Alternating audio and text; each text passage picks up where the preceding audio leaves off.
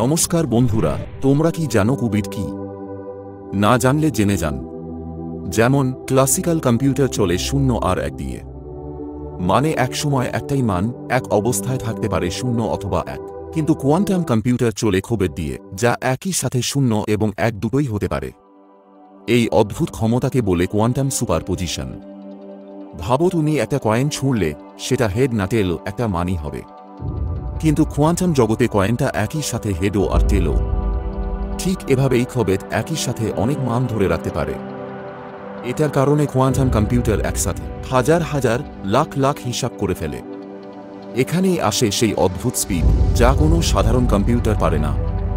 এটা শুধু সুপারপজিশন না, দুইটা ক্ষোভের যদি এনট্যাঙ্গল থাকে, একটির পরিবর্তন অন্যটিকে সঙ্গে সঙ্গে প্রভাবিত করে। এই জিনিসটাই কোয়ান্টাম পাওয়ারকে আরও ভয়ঙ্কর করে তোলে।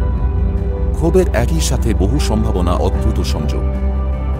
আর এই দুই ক্ষমতাই কোয়ান্টাম কম্পিউটারকে হাজার গুণ লাখ গুণ দ্রুত বানায়। আর পরের ভিডিওতে আসছে কোয়ান্টাম আর এআই। এআই আর কোয়ান্টাম একসাথে হলে কি হয়, কতটা শক্তিশালী, আর কি কি বদলে যাবে। দেখতে চ্যানেলটা সাবস্ক্রাইব করে রেখো।